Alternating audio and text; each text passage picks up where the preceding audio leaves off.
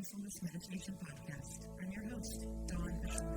Every Wednesday at the Rubin Museum of Art in Chelsea, we present a meditation session led by a prominent meditation teacher from the New York area. This podcast is a recording of our weekly practice. If you would like to join us in person, please visit our website at rubinmuseum.org/meditation. We are proud to be partnering with Sharon Salzberg and the teachers from the New York State Meditation Center. In the description for each episode, you will find information about the theme for that week's session, including an image of a related artwork chosen from the Rubin Museum's permanent collection. And now, please enjoy your practice.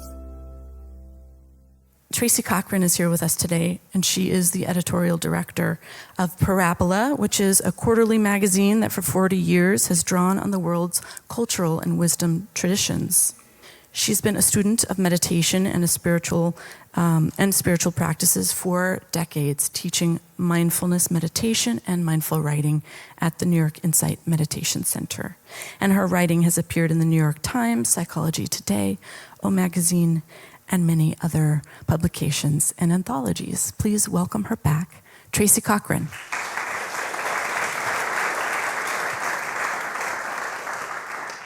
I'm very happy to be back in this beautiful space.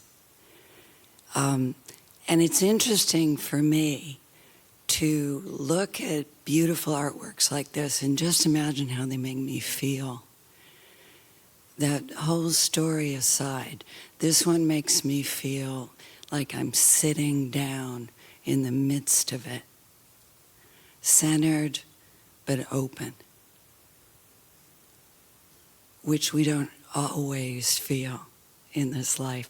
So when I was preparing to come here, I noticed something floating by on the internet that said, I never make the same mistake twice. I make it 5 or 6 times just to be sure. But I realized on reflection that there's certain mistakes I've made dozens, hundreds, and even if you count every single potato chip and cigarette and chocolate chip cookie and other substances I've used to calm myself, I've made the same mistake thousands of times. Thousands of times. So the Buddha's penetrating insight about suffering came from noticing cause and effect. And then it deepened into a realization of how we all cause our own suffering. So, kind of boiling it down for our purposes today, one of them is that there is a life cycle to people and to things. Things change. And as I was preparing, I had this beautiful day on Saturday. It was beautiful weather, one of those blue sky, balmy days. And I went to this farmer's market in this beautiful setting. It looked like a Ralph Lauren commercial. It was one of the good things about living in northern Westchester. So I posed for this photograph. My husband took a picture of me to document this beautiful day, and I was feeling really good.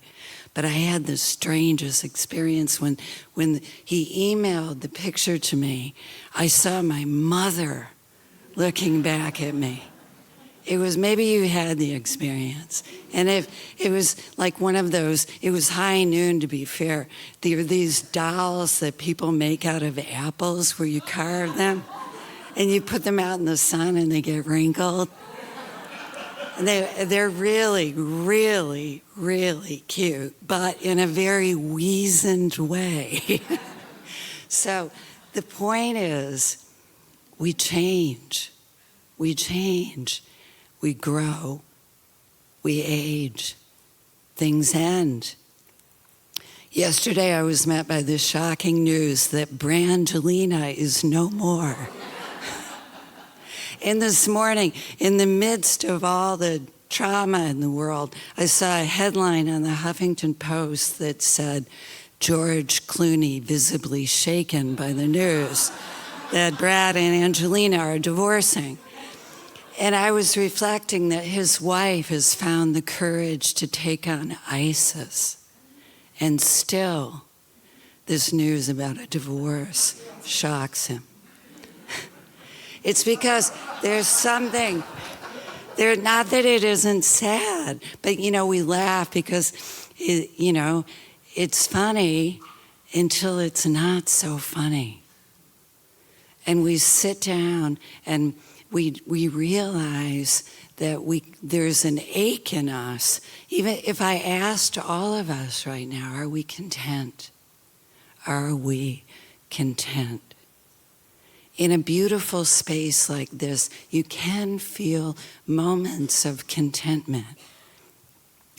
But if I brought up your life or your partner or your children or your work or the world, the state of the world, up would pop this edge, this feeling of anxiety or unfinished feeling or dissatisfaction or I must do this.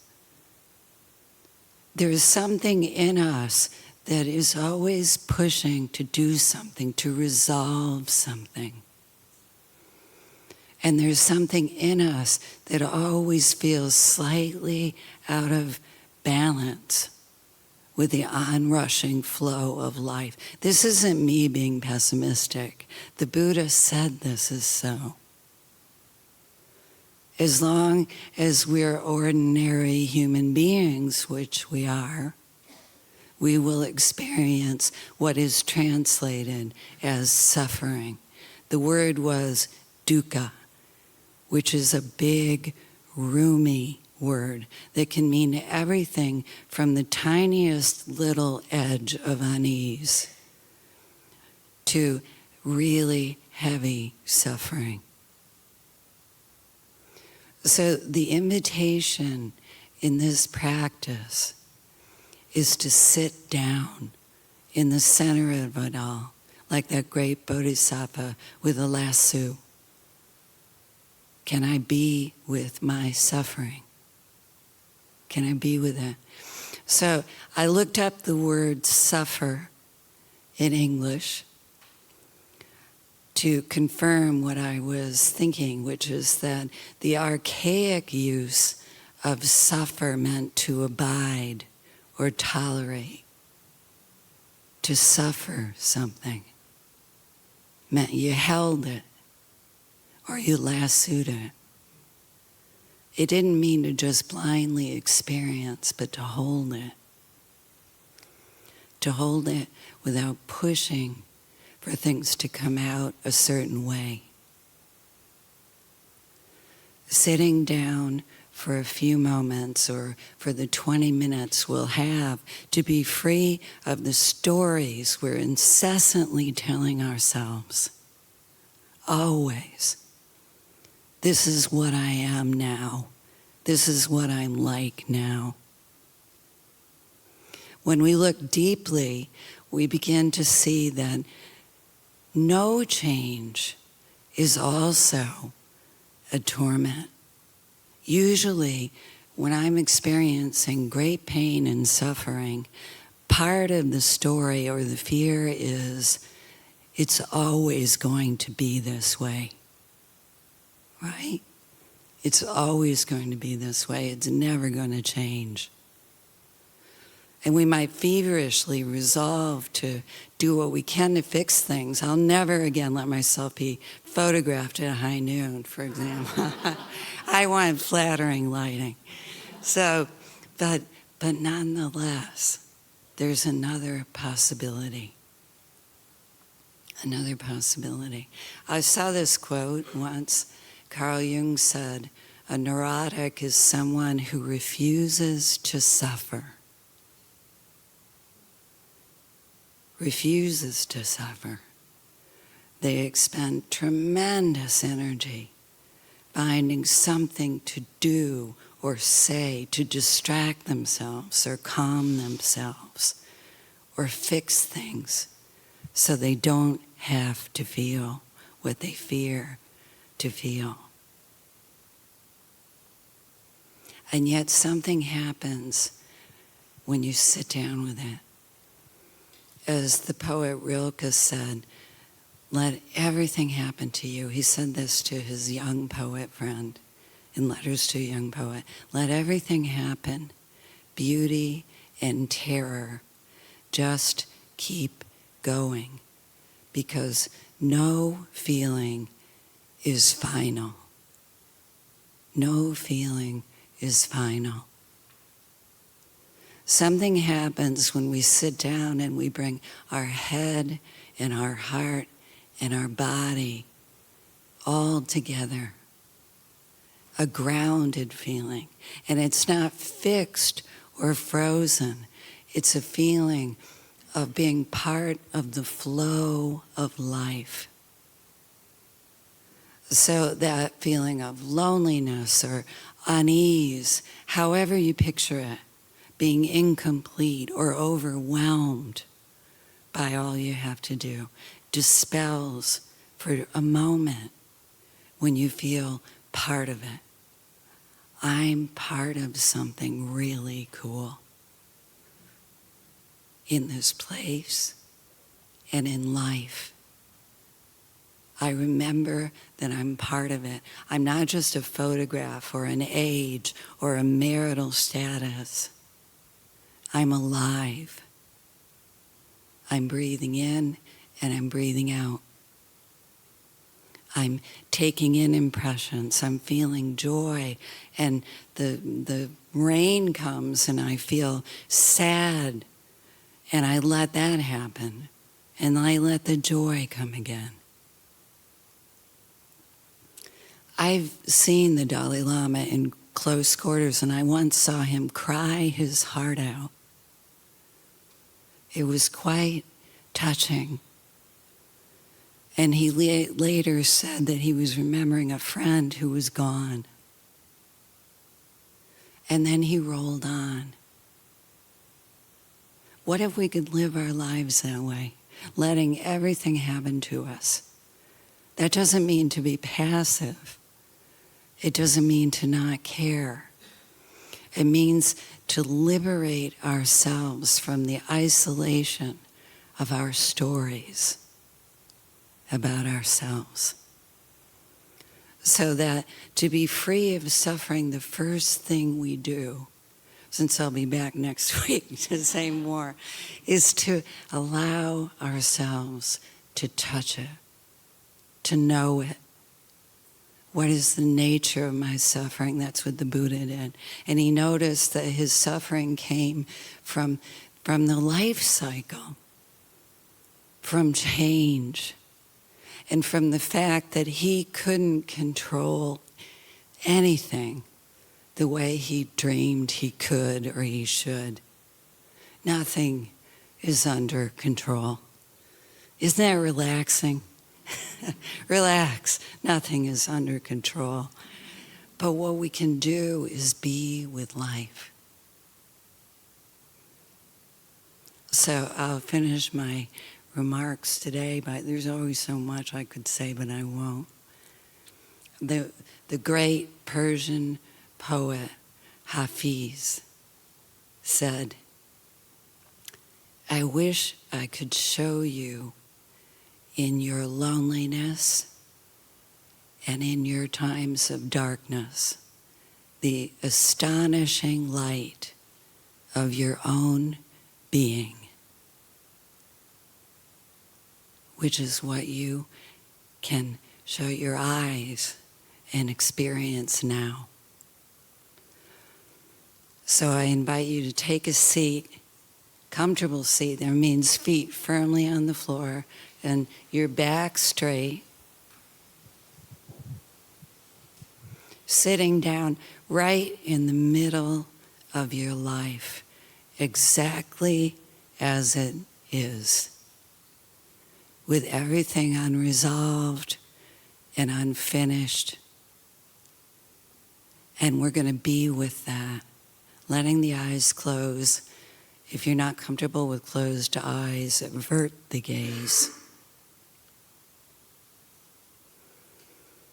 And we're going to allow ourselves to soften, to bring our soft attention to our experience right now. Noticing how the body feels, how it feels to be in this room with others, without rushing and without judgment.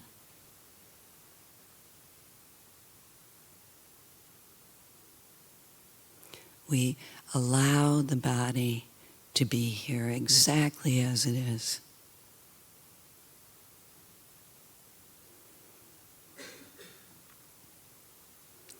And as it begins to relax, we bring the attention to rest on the breathing without instructing it or asking anything of it. We simply notice the in-breath and the out-breath.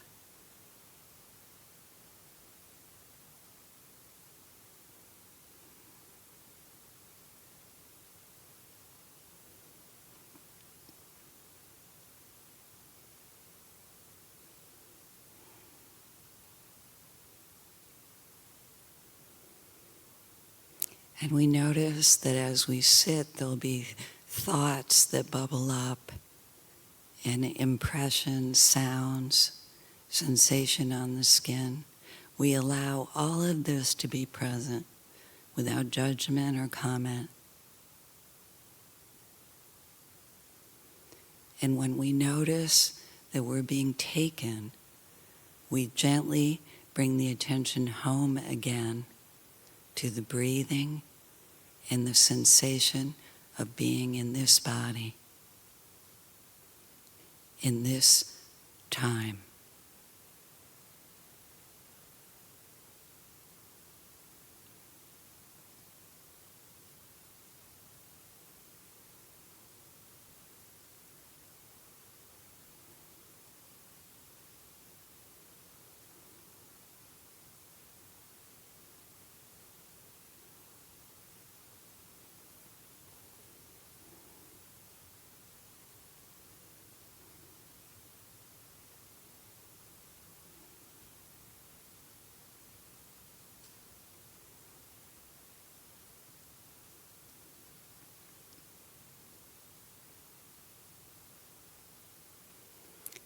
And as we allow ourselves to relax, we notice that there is a responsiveness, a light of attention that receives.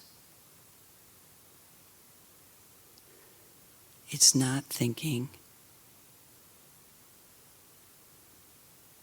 It's very soft.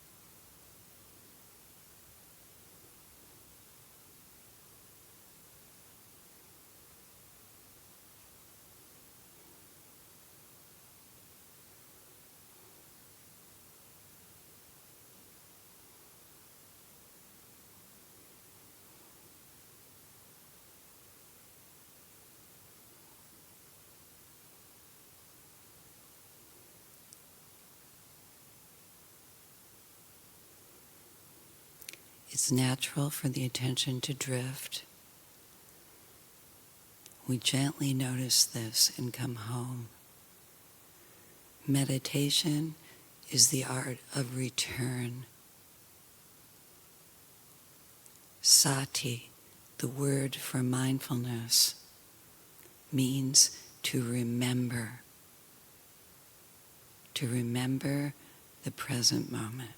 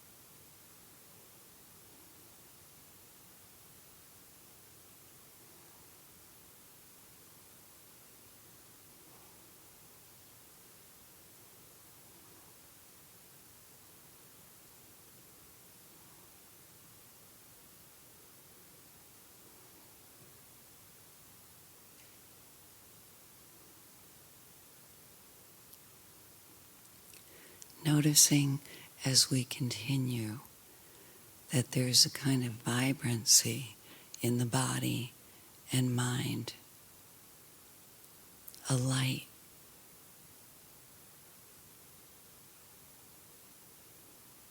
A light that receives and also radiates. There's a feeling of participating in life. Just sitting here.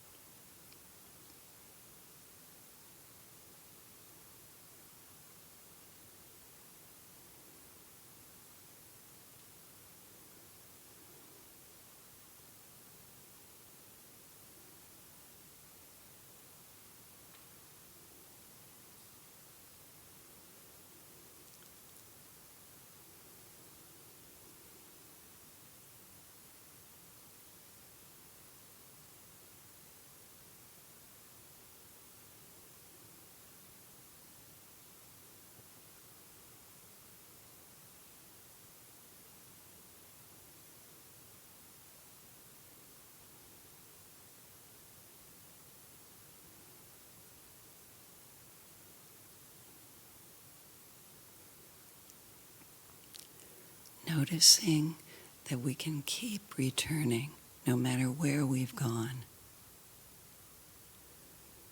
no matter what burden we carry, we can come back.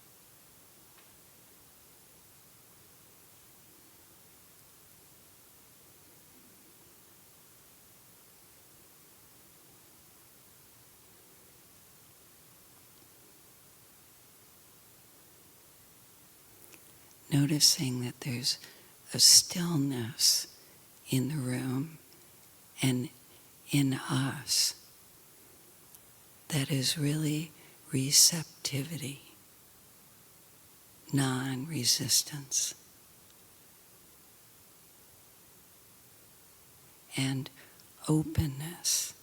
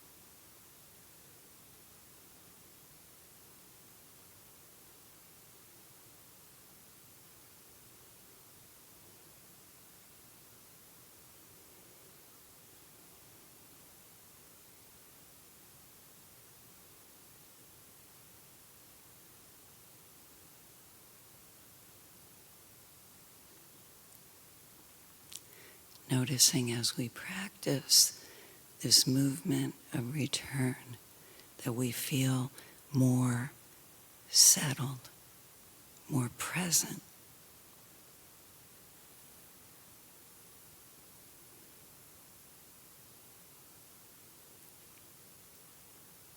And we may also feel more supported by life.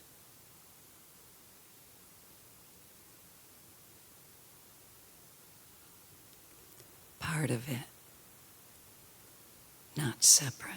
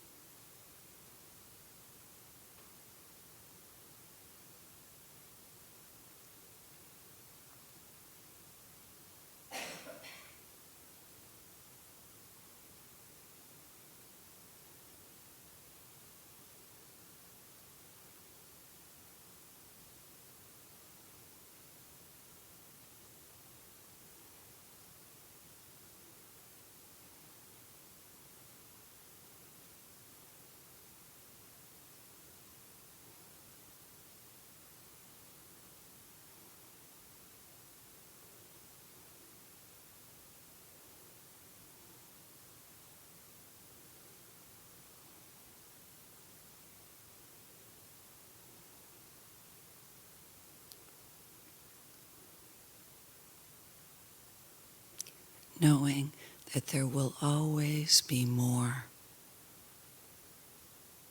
that no feeling, no thought is final.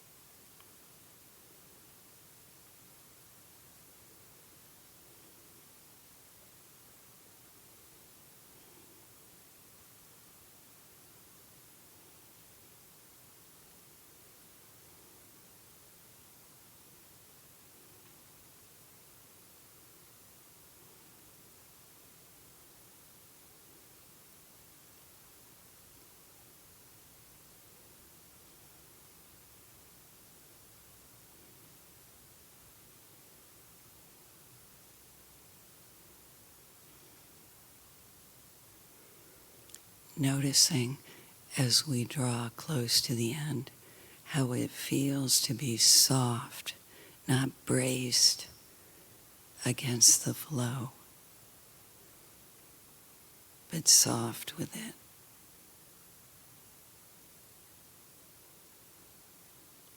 At ease with it. Open to it.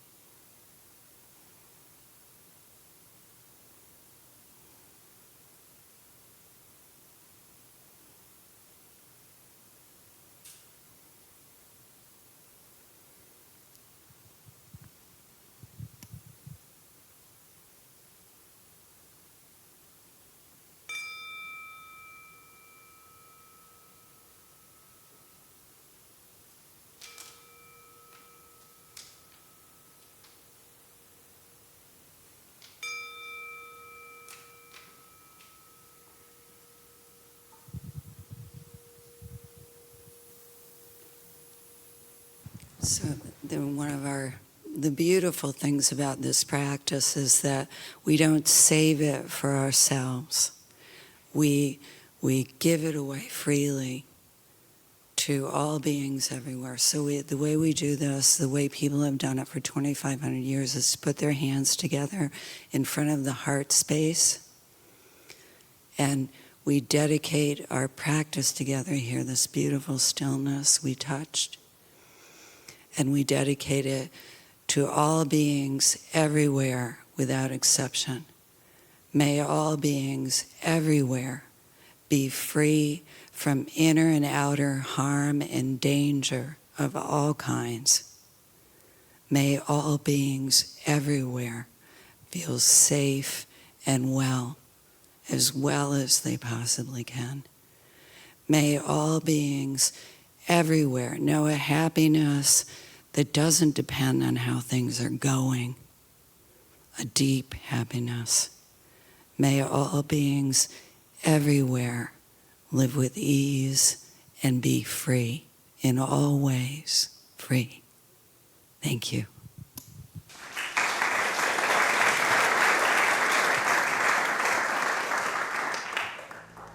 That concludes this week's practice.